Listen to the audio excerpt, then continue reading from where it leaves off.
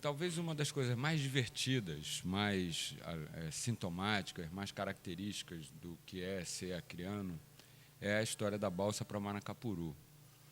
E, certa vez, lendo uma outra história que aparentemente não tinha nada a ver, foi que eu fui finalmente entender que essa história da balsa, apesar de hoje ser uma brincadeira, ser um folclore, que está nos jornais todos os anos, está em todas as bocas, na verdade tem uma origem muito mais profunda. É quase como se fosse um mito, né? Os mitos têm essa característica, eles são recorrentes, eles são recriados de tempos em tempos, sob diferentes formas, porque expressam verdades arquetípicas, aquelas verdades que estão presentes para além do visível. E na Amazônia toda, a gente tem um mito, se é que a gente pode chamar assim, que fala da bubuia. A bubuia aparece em várias partes da literatura ou das histórias do Acre e da Amazônia como um todo, como um elemento depurador, como a capacidade que os rios têm de, ao fazer seu curso, ao descer dos altos rios, das suas cabeceiras até o Amazonas e daí para o mar, e depurando, purificando aquilo que não presta, aquilo que não devia existir ou aquilo que foi estragado. E isso aparece na história do Acre de diferentes maneiras. Por exemplo, quando Euclides da Cunha esteve aqui no Acre em 1905, fazendo a demarcação da fronteira entre o Brasil e o Peru, que viabilizou o Tratado do Rio de Janeiro em 1909, ele se deparou com um acontecimento muito interessante que ele descreve num texto muito bonito chamado Judas Asvero, que é o Judas errante, aquele que vive andando. Ele conta que ele estava aqui no Acre exatamente na época, no dia da Malhação do Judas, dia universal da Malhação do Judas, que em muitos lugares consiste em fazer um boneco, pendurar num poste, bater nele, tocar fogo nele, chutar ele, xingar ele, até ele se despedaçar todo.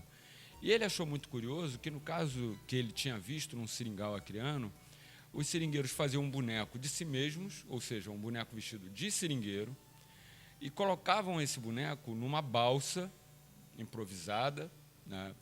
E essa balsa era colocada para descer de rio abaixo, para usar os termos do Euclides da Cunha, para descer de bubuia. E na hora que essa balsa descia com esse boneco, a seringueirada toda se reunia nos barrancos e mandava tiro para o pobre do boneco, mandava tiro para o pobre do Judas. E o Euclides ficou muito surpreso com aquela história, porque, na verdade, o Judas estava representando eles próprios. Então, eles estavam malhando a si próprio, como se eles estivessem, através da bubuia do Judas, da descida do rio, o sabor da correnteza, expiando seus próprios pecados e se tornando pessoas melhores em razão disso.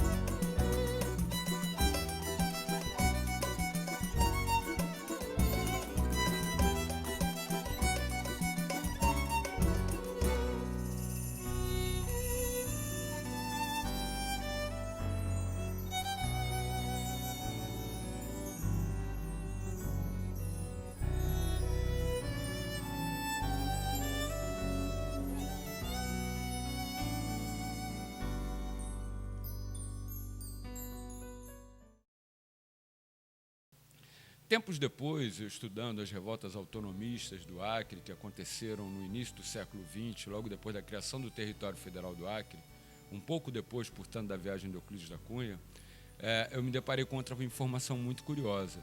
Em 1910, acontece em Cruzeiro do Sul, e em 1912, em Sena Madureira, duas revoltas autonomistas muito importantes. Em ambas, o mesmo padrão. Um governador nomeado pelo Rio de Janeiro, sem nenhum conhecimento da vida do Acre, e que, ao aqui chegar, se tornou um ditador, um déspota que começou a massacrar a população de diferentes maneiras.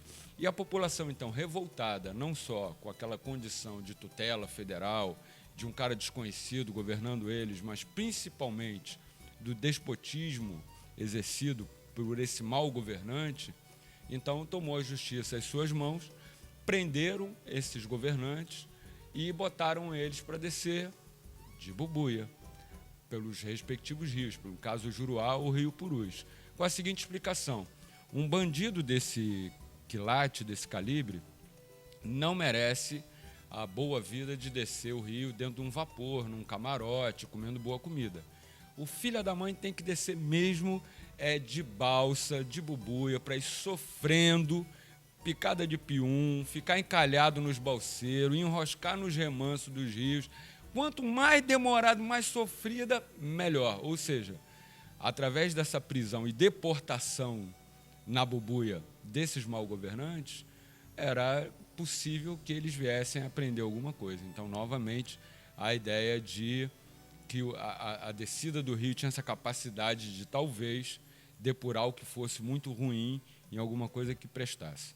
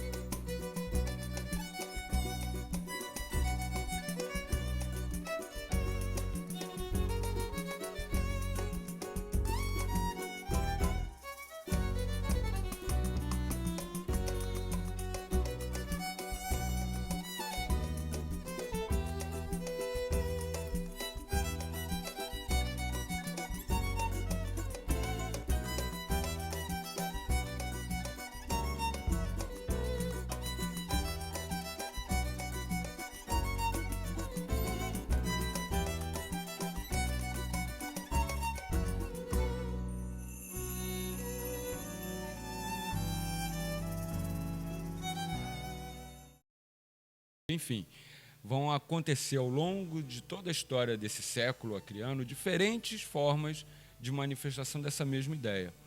E foi aí, então, que eu comecei a compreender a história da balsa. A história da balsa para Manacapuru, aparentemente, não tem nada a ver com isso. Mas, se a gente parar para pensar direitinho, o que é a balsa para Manacapuru? É uma extraordinária escapatória, em primeiro lugar, para o grau de disputa que acontece nas eleições do Acre. O acreano gosta de política, ele come política, ele pensa política, ele vive política o tempo todo, a ironia acriana é muito intensa, muito forte. E quando se tem as eleições, que normalmente são bipolares, né, sempre o azul encarnado, alguma coisa assim, nesse sentido, o azul e amarelo, ou amarelo e vermelho, são sempre dois grupos que se confrontam. Todo mundo briga, né? É uma coisa, o dia da eleição é uma disputa feroz.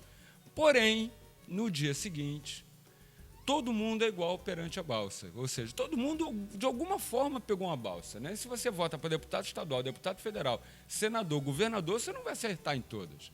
Alguma balsinha tu há de pegar. Então, a conversa do dia seguinte, que no dia anterior era de briga, passa a ser de brincadeira, de galhofa, de ironia.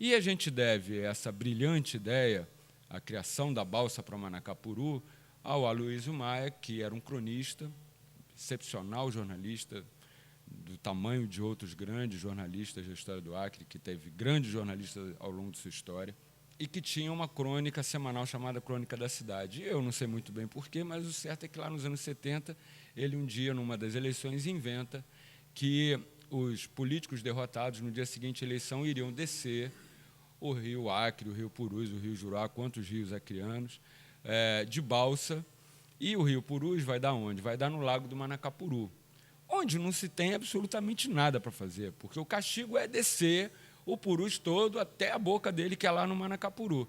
Ou seja, só sobra a possibilidade de, ao chegar lá no Lago do Manacapuru, ficar observando e vendo o choro dos surubins, que é um peixe muito gostoso, mas que chora, né? Que emite um choro muito dramático.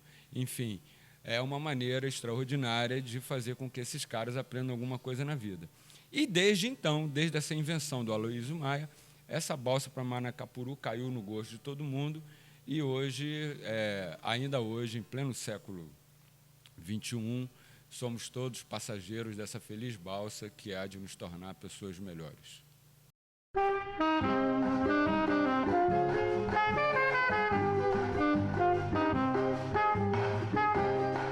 Adeus, Acre querido, Rio Branco do meu coração. No meu peito mora uma saudade, guardo de ti uma recordação. Adeus, Acre querido, Rio Branco do meu coração. No meu peito mora uma saudade, guardo de ti uma recordação.